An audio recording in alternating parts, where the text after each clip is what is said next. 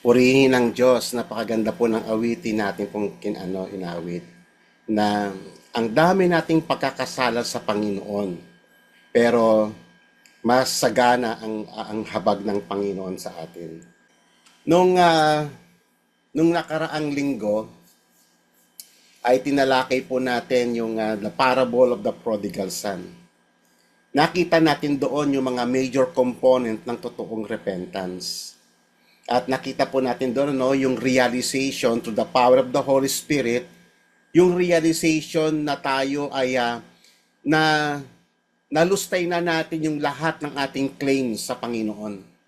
Nung tayo ay nagkasala, nung ginawa natin ng lahat ng ganang ating maibigan, nung tayo ay nagrebelde sa Panginoon, na forfeit na natin lahat ng ating inheritance sa Panginoon.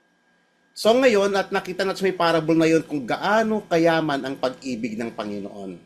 At bilang pagpapatuloy sa gabing ito, isang napakagandang parable uli ang ating tatalakayin, which is the parable of the unforgiving servant or unmerciful servant.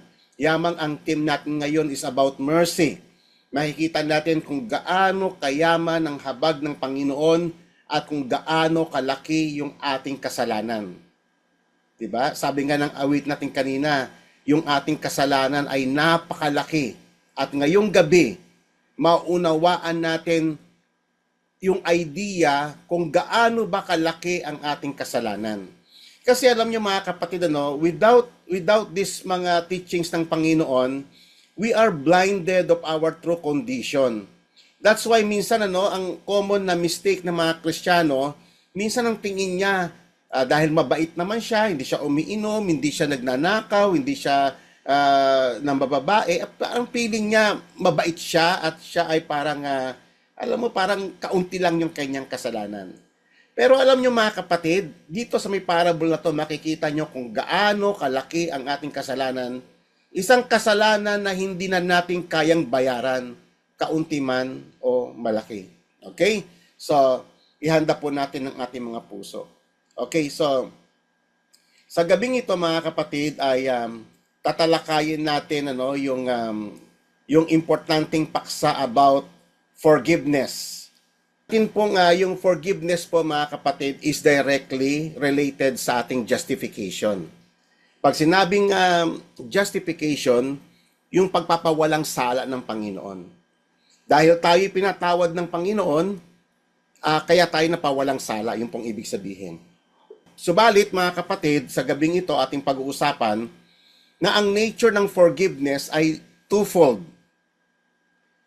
Yung tayo ay pinatawad ng Panginoon and we are also required na i-exercise natin yung forgiveness tulad ng nakita natin na in-extend ng Diyos sa atin. Alam nyo mga kapatid kasi napakahirap kasi ng paksa na ito kasi ang tao meron siyang crisis about forgiveness. At unang-una ito yung pinakamahirap na gawin, yung magpatawad sa mga taong naka-offend sa atin. Okay? Totoo po yan. Ngayon, ang tao kasi, gumawa siya ng kanyang sariling weighing scale. Meron tayong timbangan na ginawa para sa ating sarili at doon natin tinitimbang yung mga taong nagkasala sa atin. Tayo yung tumitimbang. Isa yan sa mga major na problem kung bakit napakahirap na magpatawad. Pangalawa, meron tayong ginawa rin na aside from weighing scale, meron din tayong ginawa na scoreboard. Meron tayong bilang meron tayong records of wrong. Hindi po ba? Kaya nga, nung diniscuss po yan sa may 1 Corinthians 13, sa definition ng love, isa sa katangian ng pag-ibig ay yung love does not keep records of wrong. Kasi tayo talaga, meron tayong scoreboard na tinatawag. So dahil doon sa scoreboard mo, binibilang mo yung kasalanan na offense against you, so kaya nalilimit ngayon yung forgiveness. Tayo pa naman, meron tayong limitation Una, okay, pwede pang patawad. Pangalawa, second offense, medyo nag-iisip-isip ka na kung patatawarin mo ba o hindi. Pangatlo ay medyo sobra na yan. So, Ganun tayo, ano, ng mga tao. Kasi why? Kasi bulag tayo, mga kapatid. Sa nature ng ating kasalanan. Bulag tayo na gaano kalaki yung ating kasalanan na pinatawad ng Panginoon. So sa gabing ito, mga kapatid, napakaganda ng parable na to kasi kitang-kita natin yung kung gaano yung mercy na inextend ng Panginoon sa atin. Ngayon, alam nyo ba yung Lord's Prayer na ibinigay ng Panginoon sa atin ay isinulat doon yung isang importanteng paksa about forgiveness. Sabi ng Lord's Prayer, "And forgive us our debts as we have forgiven our debtors." So kung papaano tayo na gustong-gusto natin na tayo pinapatawad ng Panginoon. Pero kasama doon sa integral part ng prayer na yon, hindi lang po siya one side. Tayo din ay nire-require ng Diyos na magpatawad din. Okay? At nagbigay siya ng babala. Nagbigay siya ng babala that if you forgive others of their transgressions, your heavenly Father will also forgive you. But if you do not forgive others, then your Father will not forgive your transgressions. Ano po yung obvious na makikita po natin dito na nire-require ng Panginoon sa atin about forgiveness? Na unang-una ay it is reciprocal in nature. No, na pinatawad tayo ng Diyos and we are required to also extend that forgiveness of God sa ibang tao. Pangalawa, ang forgiveness ay conditional. So kung tayo ay hindi marunong magpatawad, it will really affect yung ating relationship sa Panginoon. At ito po ay banta ng Panginoon. Pag hindi ka nagpatawad, your Father will not forgive your transgression. Ngayon, mahirap ito mahirap ito intindihin sa totoo lang kapag tayo ay nandun na sa may sitwasyon na yon. Ngayon, para mas maintindihan natin yung ano ang ibig sabihin ng Panginoon, bakit niya kinocommand ito, ay nagtanong actually si Apostle Peter. So sabi ni Apostle Peter sa Panginoong Yesus, sabi niya, "Lord, how often shall my brother sin against me and I forgive him? Up to 7 times?" So, di ba? Actually, tayo nga hanggang 3 times Pero si Peter, medyo above siya sa karamihan. Ang kanyang is up to 7 times. Pero hindi ganun ang sabi ng Panginoon, Yung about the limitation or the frequency ng atin pong pagpapatawad, ang sabi ng Panginoon ay kagulat-gulat. "I do not say to you up to 7 times, but up to 70 times 7. What does it mean? Yan po ay metaphor. Kasi kung i-multiply mo ang 7 times 70, ay it is 490 times. So, ibig sabihin, ang pagpapatawad is boundless. Wala itong limitations. At para mas maintindihan natin itong ibig sabihin ng Panginoong Yesus, ay binigyan tayo ng Panginoon ng isang parable. Para doon kitang-kita mo kaagad kung bakit ganito, na patatawarin mo ang Panginoon hindi lamang according sa limitations na sineset natin. So, doon sa may parable, sabi sa may Matthew 18 verse 23 to 24, "For this reason, the kingdom of heaven may be compared to a king who wished to settle accounts with his slaves. And when he had begun to settle them, one who owed him 10,000 talents was brought to him." Mga kapatid, kayo ba ay merong idea kung gaano kalaki yung 10,000 talents? Amen. Isa kasi sa problema natin sa pag-interpret ng parable, minsan akala natin yung talents, akala natin it's about yung some exceptional human ability. No, hindi po yun ganon. Ang talent po sa may Bible ay unit of measurement. Actually, that is the highest form of money in the land of Israel in those days. Okay? Kung sa atin ang pinakamataas nating denomination is 1,000, sa kanila, kasi ano yun in terms ito ng gold and silver. Okay? So, in terms of gold, may timbang yon. At yung 1 talent, ganun ang katimbang. At yung 1 talent ay significant amount. A very considerable amount of money. Ang tanong dito, how massive? How massive is 1 talent? We are talking of 10,000 talents here, mga kapatid. Ito yung utang niya ng taong ito. Ang taong ito, nire-represent niya tayo. Yung laki ng ating kasalanan sa Panginoon na hindi na natin kayang talagang bayaran. Sabi ng kinanta natin kanina na ang laki ng ating kasalanan and we are not afford to repay it. Hindi na natin kaya, sabi ng inawit natin kanina. Ngayon, pag-usapan lang natin 1 talent lang ha. This is 10,000 talent. What is 1 talent? Na-discuss natin ito sa may sa may alam niyo yung parable of the talents. 'Di ba? Yung 1 talent, yung isang servant binigyan ng 5 talents, yung isa binigyan ng 2 talents, yung isa binigyan ng 1 talent. At diniscuss natin doon yung 1 talent. Kung nakikita ninyo yung golden lampstand in the Old Testament sa may tabernacle, ang bigat nun ay 1 talent. Ang laki nun. Ang laking yung lampstand na yun at pinakita ko yung picture nun sa inyo. Yun po ay 5 feet tall at pure gold po yun, approximately 56.699 kilograms. Yun po ang bigat ng 1 talent. Kung gold yun, di napakamahal nun. 56 kilos. Di ba?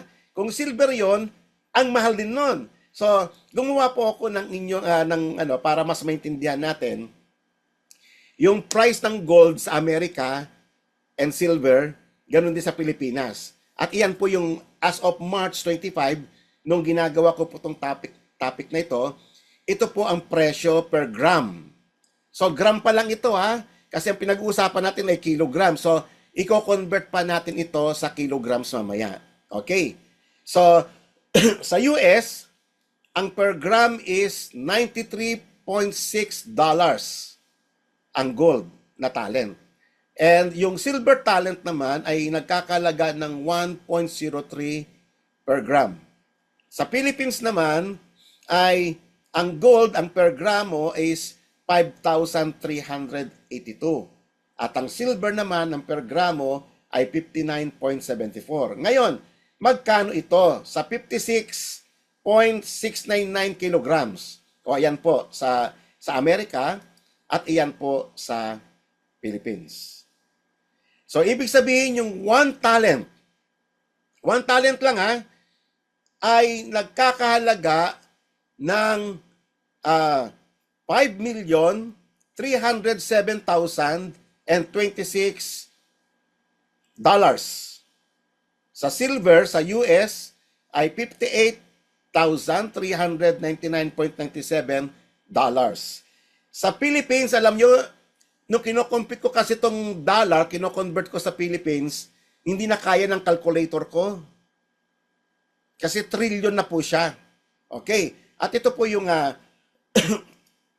okay. So ibig sabihin, yung 24K na gold sa 10,000 talents ay 53 billion dollars.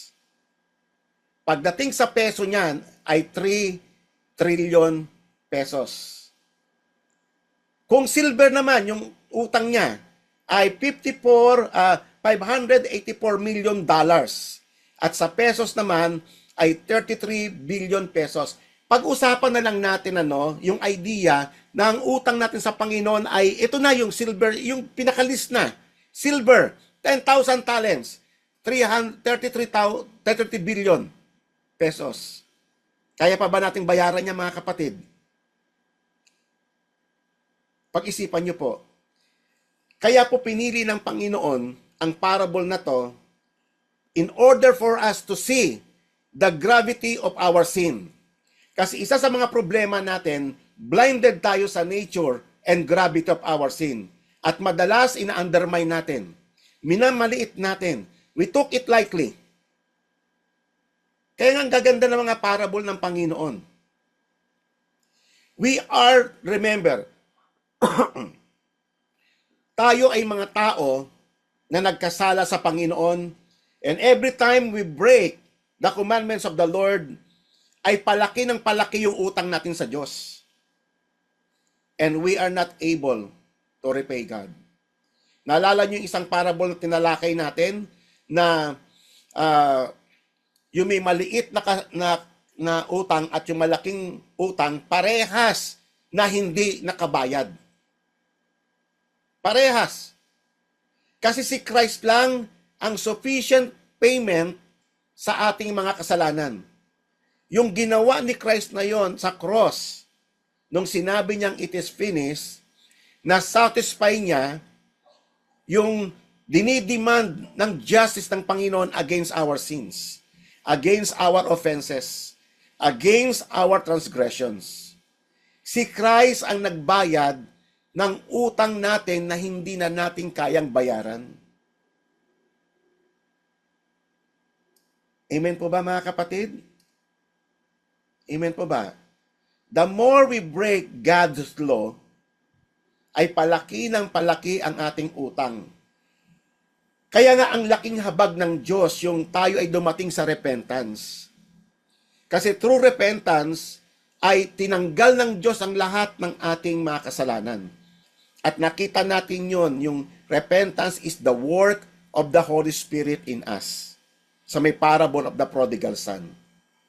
Okay? It is God's gift sa atin na na tayo ay dumating sa may punto ng pagsisisi. Regalo yun ng Diyos. Kasi tayo sa ganang atin, wala. Hindi na natin wala tayong ability na magsisi by our own. It is only through the promptings of the Holy Spirit in us. So ang tao na hindi dumarating sa pagsisisi ay nag-iipon ng kanyang mga pagkakautang sa Diyos hanggang sa dumating yung day of judgment sa kanyang buhay. Kahabag-habag ang mga tao na hindi humantong sa pagsisisi. Kahabag-habag yung mga tao na ang feeling niya, hindi naman siya makasalanan. Kahabag-habag yung mga tao na hindi nangangailangan ng pagsisisi. Kahabag-habag yung mga tao na ang feeling niya religious siya at wala siyang alam na kasalanan. Pero ang testimony ng Bible, for all have sinned and fall short of the glory of God. And the wages of sin is death. No more, no less. Okay. So ngayon, pagpatuloy po natin yung parable. But since he did not have the means to repay, his Lord commanded him to be sold. At ito yung verdict ng king.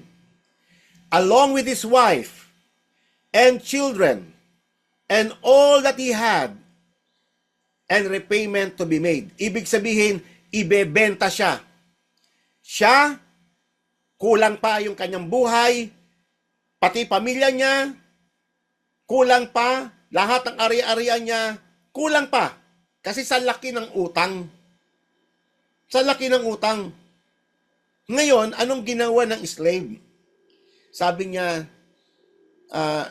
nagpatira pa siya, nagmakaawa siya sa harapan ng king. Sabi niya, have patience with me and I will repay you everything. Yan ang kanyang panikluhod sa Tagalog. Yan yung kanyang plea, yung kanyang petition. Mahabag ka sa akin. Bigyan mo pa ako ng kaunting panahon. Babayaran kita. Pinag-isip-isip ng hari yung kanyang sinasabi. Wala na tong capacity na magbayad sa laki ng utang. Sa laki ng utang niya, wala na siyang capacity to repay. So, anong ginawa? Ano ang naging verdict ng hari? Nung unang kanyang verdict, ibenta na siya. Pero, dahil sa mercy ng hari, ang ginawa ng Panginoon, and the Lord of that slave felt compassion. Tatandaan niyo po yan mga kapatid na napaka-importante niyan. He felt compassion and released him and forgave him the debt. Wow! Napakayaman.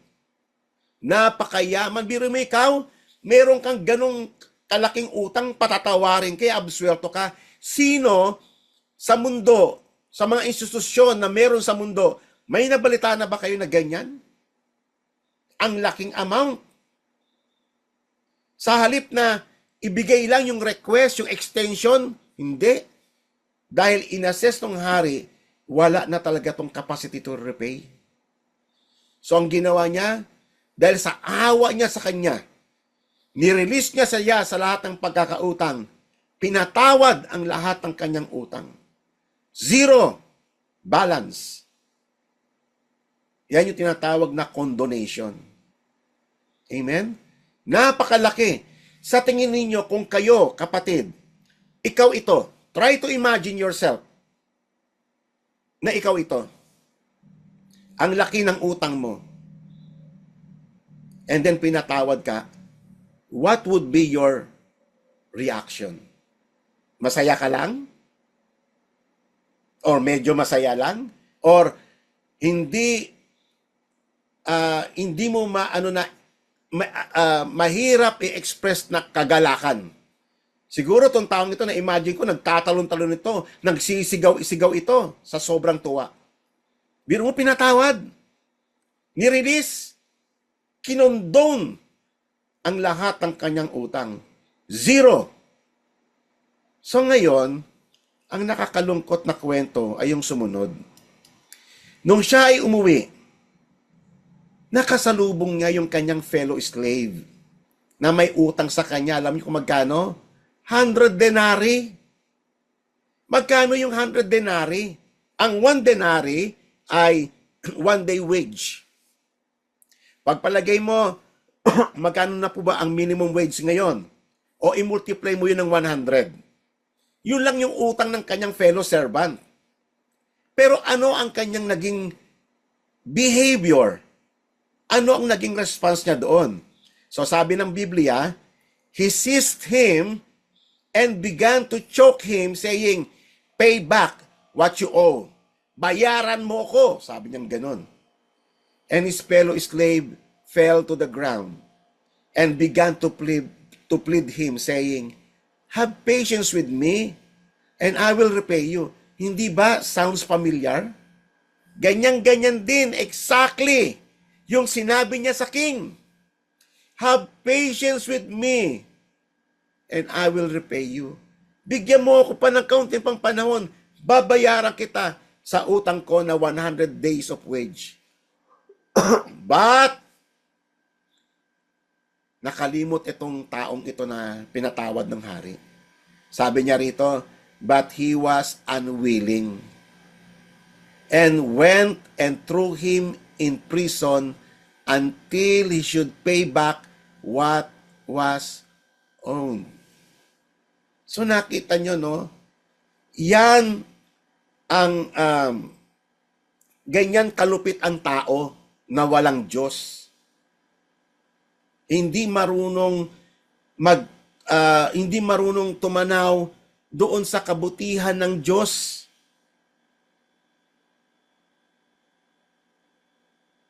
Amen? Ganyan kalupit ang tao. At kitang-kita natin yan, nakikita natin, na-witness natin yan sa ating paligid. Grabe. Akala mo yung tao kaya, kung ano niya, kung kasaklaman niyang kanyang kapwa, kung hindi niya ipatawad, para bang, para bang siya napaka-pure niya. Kaya ibinigay ito ng Panginoon sa atin upang makita natin kung gaano ka-evil yung puso ng isang tao. At kung gaano kayaman naman ang pag-ibig ng Panginoon. Amen? So ngayon, in verse 31, nakita ito ng fellow slaves. Itong pangyayaring ito. At nireport ito sa king. At nung nakarating ito sa may king, ang sabi ng hari, ipinatawag siya, sabi ng hari sa kanya, You wicked slave, I forgive you all the debt because you pleaded with me.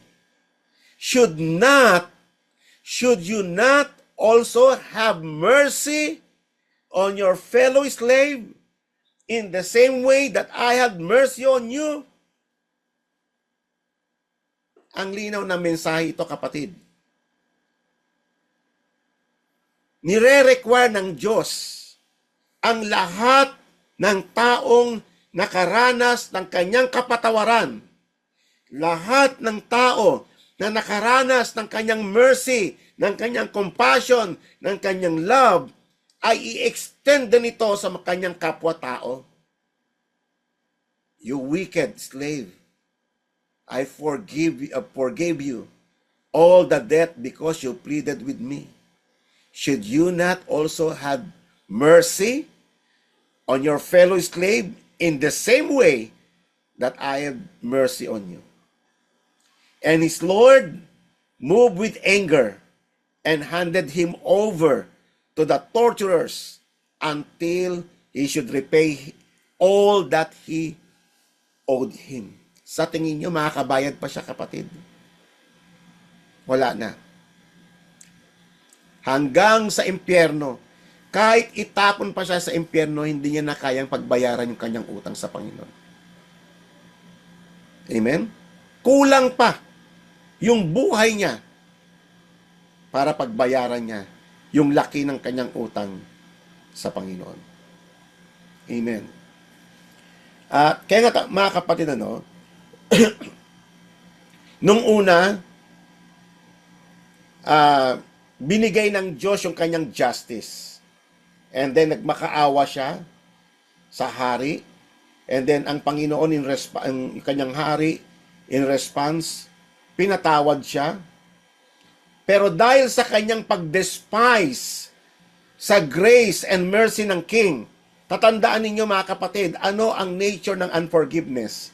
Ang unforgiveness is a despising the grace and mercy of the King. Kaya huwag niyong babaliwalain ang topic ngayong gabi. Once you exercise unforgiveness, regardless kung gaano ito kalaki, you despise the grace and mercy of the King. So, patandaan po natin yan. If we neglect compassion and mercy, we will meet God's justice. Kaya nga alam niyo, mga kapatid, ang totoong Kristiyano, ang totoong tao na tumanggap ng banal na Espiritu, iyan ay isa sa mga major work ng Holy Spirit sa buhay natin. Yung magpatawad. Tuturuan tayong magpatawad gaano man kabigat. Kasi ang Holy Spirit ay bubuksan ng iyong puso't isipan na makita yung gravity ng iyong sin at kung gaano kayaman yung pag-ibig ng Diyos na ibinuhos sa atin. Yan ay trabaho ng Holy Spirit. Yung realization sa true nature of our sin and rebelliousness. Amen? Kaya nga, tatandaan ninyo, kung talagang kayo ay Spirit-filled, you are a forgiving Christian. Yan po ay isa sa mga nature ng born-again Christian. He is a forgiving Christian. Amen? Tatandaan niyo po yan. Part na yon kasi trabaho ng Holy Spirit yun. Yung ipakita sa kapwa mo, ano yung ginawa ng Diyos sa iyo. Ang basihan mo ay hindi yung timbangan mo na ginawa mo. Pag ikaw ay Kristiyano na, itatapon mo na yung scoreboard mo na ginawa mo, yung list of errors ng iyong neighbor. Kasi ipopokus ka na ng Holy Spirit doon sa laki ng pag-ibig na ibinuhos niya sa buhay mo. Tatandaan ninyo, ang Christian na kung saan ang Holy Spirit is active working in his life is a merciful and forgiving servant of God. Huwag niyo kakalimutan yan, kapatid. Kaya nga ang ultimate message ng Panginoon, My heavenly Father will also do the same to you if each of you does not forgive his brother from the heart. Hindi lang yung nguso. Maraming ganyan eh. O sige na, pinapatawad na kita. Hindi po ganun yung kapatid. Hindi po yan yung words lang. Forgiveness comes from the heart na nirenew ng Holy Spirit. Amen pa ba?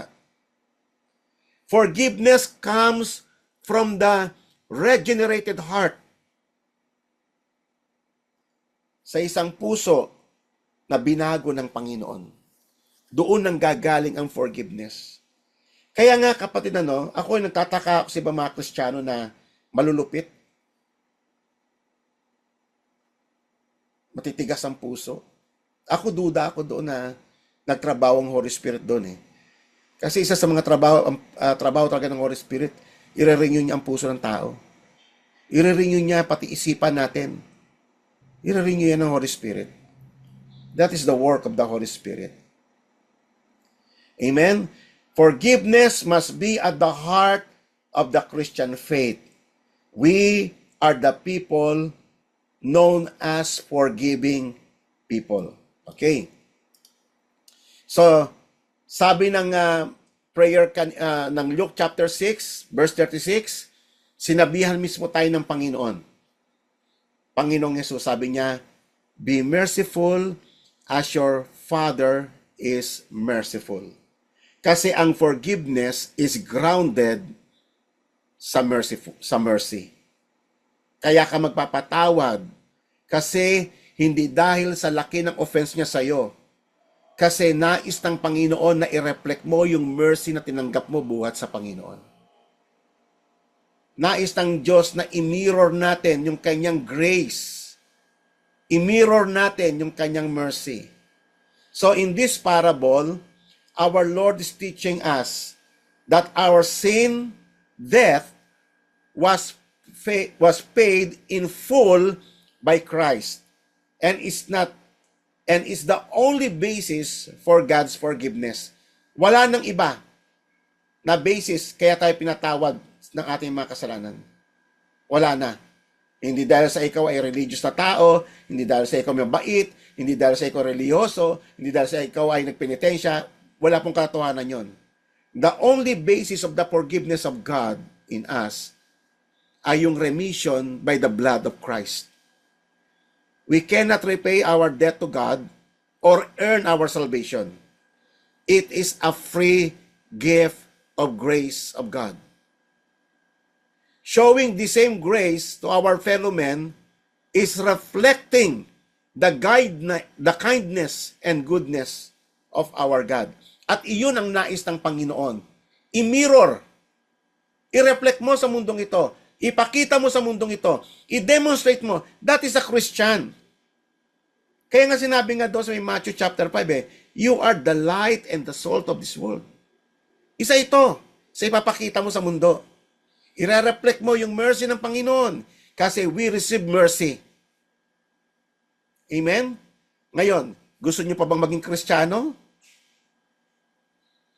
Kasi ganito ang Kristiyano.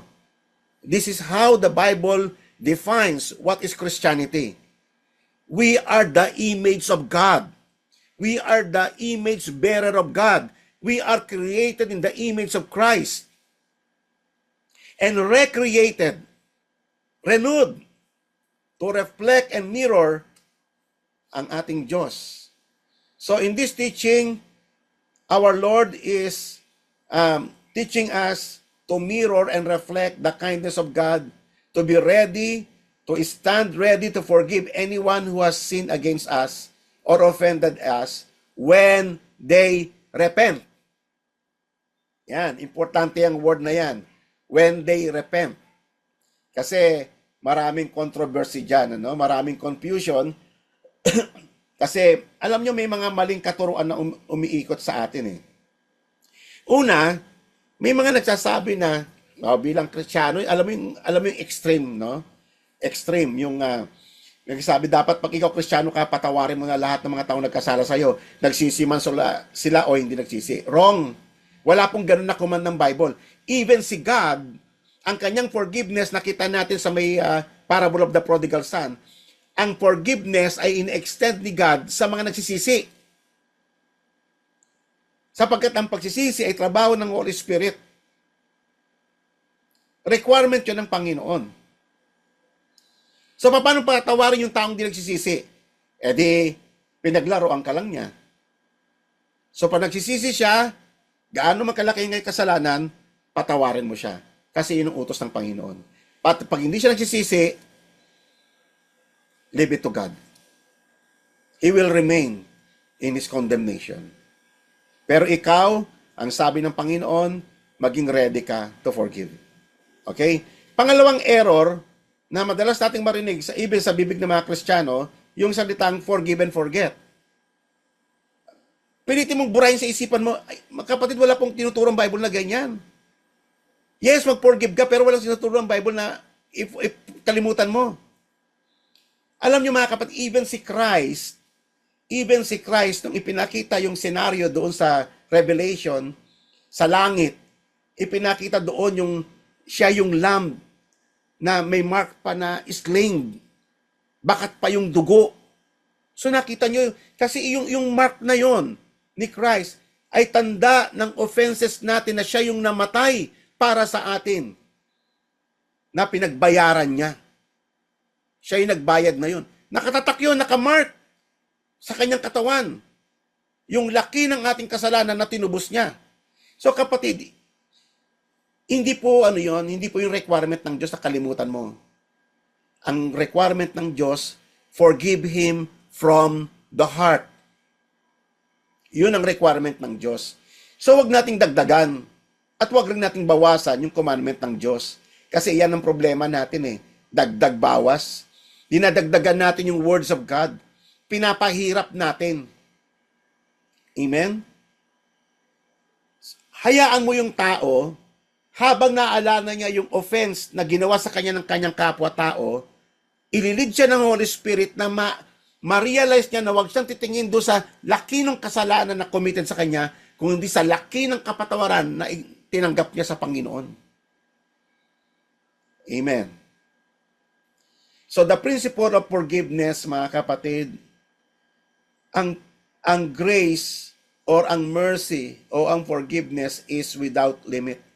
Yan ang unang-una na nakita natin na principle na nais ng Diyos na nais nating gawin. Huwag kang magbibilang ng offenses ng iyong neighbor. Hindi mo trabahong magbilang. Love does not keep records of wrong. Tayo, palabilang tayo eh. Diyan tayo magaling. Diyan tayo mathematician pagdating sa may part na yan. Binibilang mo pati yung kasalanang matagal na panahon. Nakasulat pa rin sa puso mo. Yan ang problema sa atin. Malupit tayo. At ganun ka kapatid, babalandra sa'yo yan. Pag ganyan tayo, ang sabi ng Panginoon, forgive him from your heart. Yan ang command ng Diyos. Amen? Dapat ang nakikita natin yung laki ng ating kasalanan. Personal sin against a personal God. Amen? Kaya itapon na ninyo mga kapatid ang inyong scoreboard ng kasalanan. Itapon na ninyo ang ginawa ninyong timbangan para sa inyong sarili. Tapon nyo na yan. You don't need that. Kasi ang Diyos may timbangan. At doon tayo titimbangin ng Panginoon. Amen? Kung ang Diyos wala siyang scoreboard, tayo rin, kapatid. Dapat ganun din. I-reflect natin si God. Okay? I-mirror natin yung kanyang kindness, yung kanyang mercy. Tatandaan nyo, we are a forgiving people. We are a merciful people. Kasi tayo yung nakareceive nun sa Panginoon. Pangatlo, ang forgiveness is a work of the Holy Spirit. It is a divine enablement na ibinigay ng Diyos sa atin sa pamamagitan ng Espiritu Santo.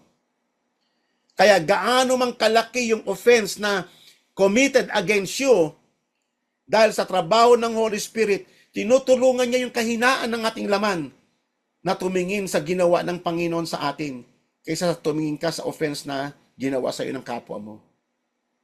Kung talagang taglay-taglay mo ang banal na espiritu, minsan kasi may mga maling notion tayo eh. Gumawa tayo ng mga maling criteria para sabihin na nasa sayo ang Holy Spirit. Minsan, kapag nag-speak in tongues ka, spirit-filled ka na. Di ba minsan sa mga church, ganun eh, nakakalungkot eh.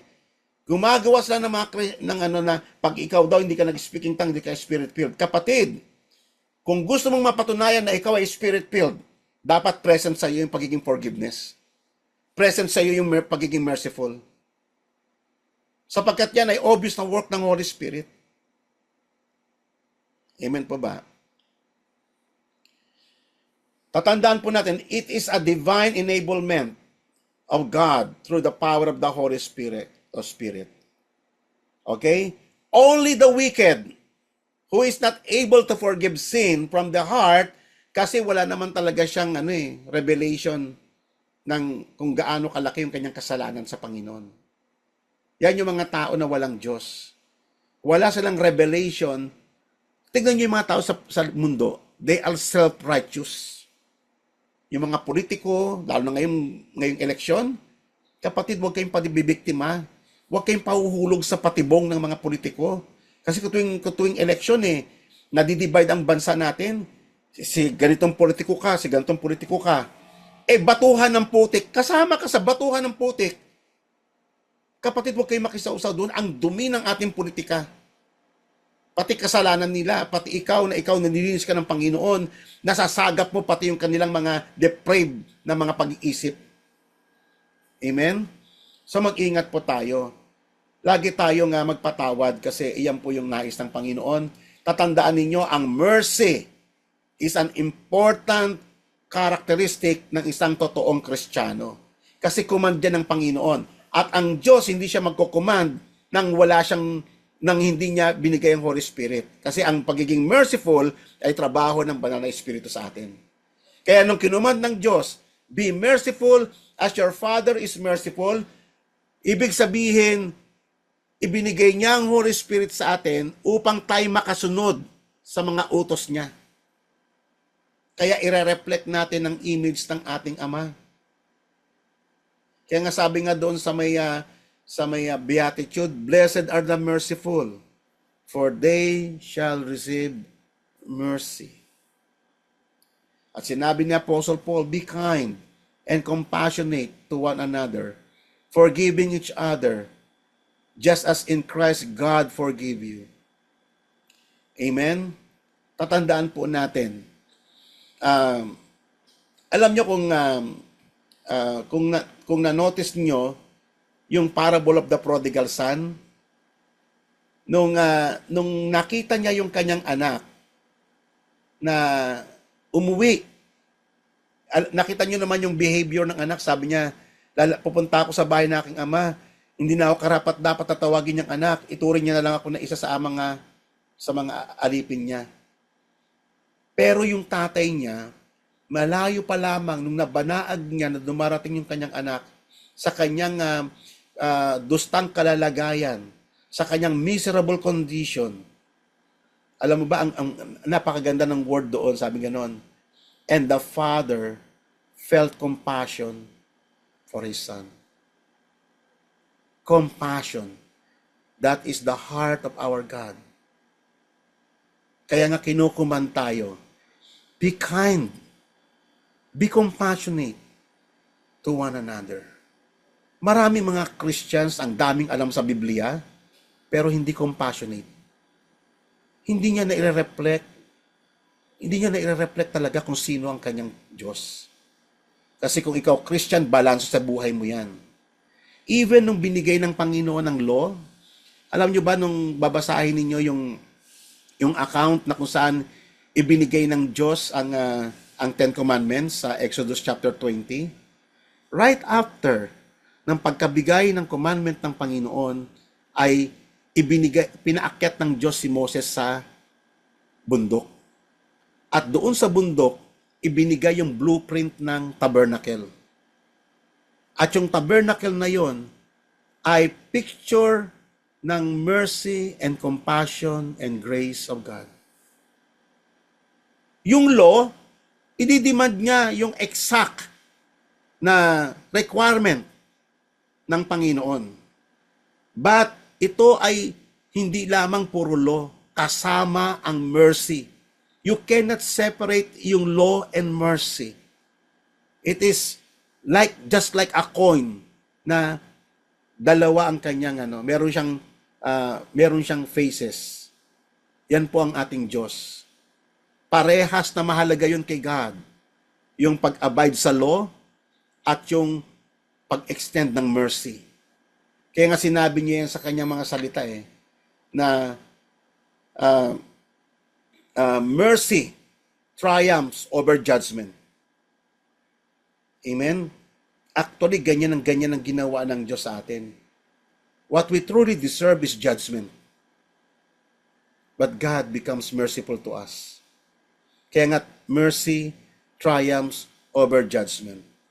Kung kayo ay sinasabi niyo sa sarili niyo na marami kang alam sa Biblia, pero wala kang compassion, wala kang mercy, wala kang understanding, hindi mo talaga na-reflect kung sino si God. Kasi kay God, balance ang lahat ng bagay. Amen po ba? Sabi nga ni Apostle Peter pa sa 1 Peter chapter 4 verse 8, love covers a multitude of sin. So ayan po ang mga faces ng love. Love, kindness, compassion, mercy. Lahat po ng iyan, napakagandang katangian ng isang Kristiyano. Maging merciful tayo mga kapatid. Kasi iyan ay essential quality ng lahat ng mga Kristiyano. Amen po ba? Purihin ang Panginoon sa gabing ito at nawa ay kapulutan natin ng isang napakagandang aral, mga kapatid. No, ito pong paksa ngayong gabing ito. Tayo pong lahat ay yumuko at tayo po ay manalangin. Hallelujah. Purihin ka, Panginoon, sa gabing ito. Salamat po sa iyong kahanga-hangang pag-ibig na ibinuo sa aming lahat.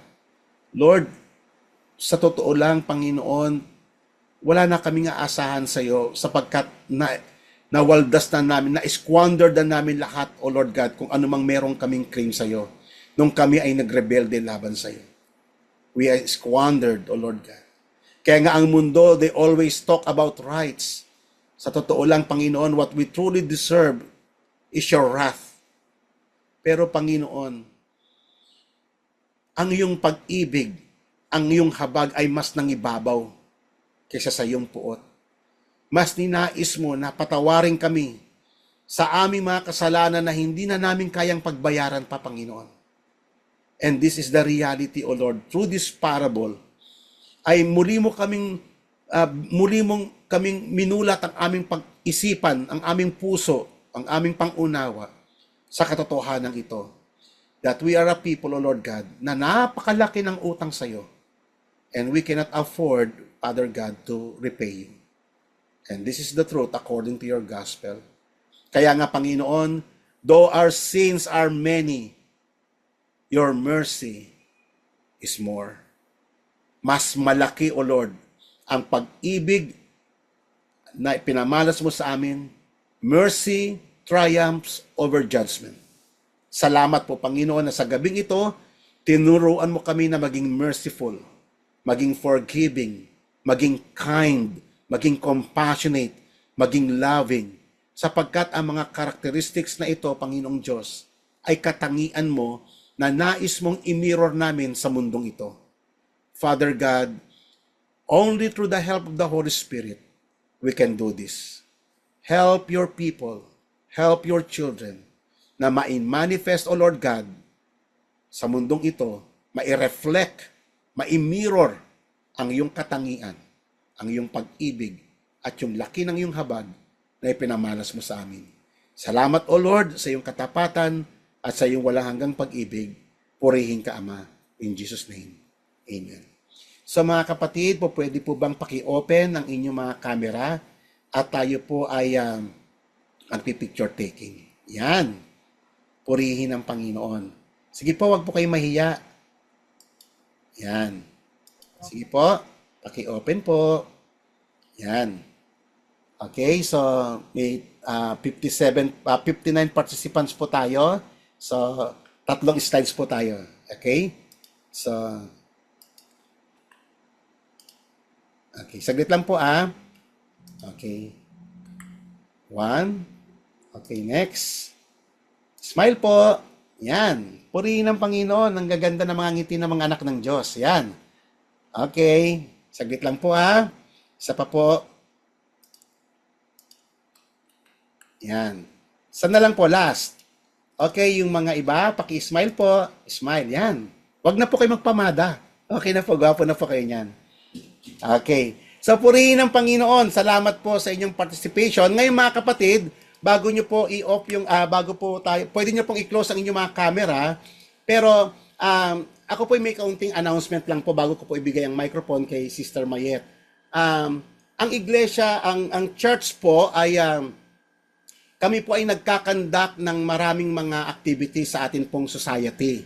Isa po sa mga major na kinakandak po namin ay yung kami po ay nagkakandak ng pastoral, no? Sa Tuesday po, meron po kaming pastoral ministry. Kami po ay nagtuturo sa mga kapastoran sa iba't ibang lugar. Marami pong dumadalo, may taga-Tarlac, may iba't ibang lugar. At dito po sa aming pong bayan ng Isabela. So ito po ay malaking tulong para maabot natin at matulungan yung mga kapastoran dito. So ito po ay kami po ay gumugugol Ito po ay sponsored lang po ng church lang po. Wala pong outside na financial support. At kung kayo po ay makakatulong mga kapatid, kung may heart po kayo, kung naniniwala po kayo sa dakilang layunin ng programang ito, maaari po kayong tumulong. Ibibigay ko po kay Sister Joy yung link ng PNB account ng Ilagan Christian Church at doon nyo po i-deposit sa Ilagan Christian Church PNB account. At pangalawa po, nalalapit na rin po yung aming pong youth camp at ito po ay taon-taon namin ginaganap. Ang daming kabataan na tuturuan natin, lalo na ngayon napaka-sensitive ng mga topic namin di-discuss sa mga kabataan para ma-prepare sila maagaw natin sila from darkness kasi grabe na po ngayon lalo ngayon na open na ang social media ay ang dami na pong kaisipan ng mga unbelievers ang nakakain din even ng mga anak ng Diyos. So matindi pong battle kaya nga po pag kami po nagtuturo ng mga youth camp medyo comprehensive yung aming pong pagtuturo. Ngayon kung nais nyo rin po na tumulong sa youth camp, sa may pastoral, napakaganda po. At pagkatapos po ng aming pong youth camp, ay meron naman po kaming DBBS. At kung nais nyo pong, saan nyo po nais tumulong, kung sa DBBS, kung sa Yes Camp, Youth Camp, or sa Pastoral, welcome po lahat yan at nawa pagpalain kayo ng Panginoon. So yung link po ng PNB account ng Ilagan Christian Church ay isesend po namin kay Sister Joy at nawa pagpalain kayo ng Panginoon. Maraming pong salamat sa inyo. Sister Mayet.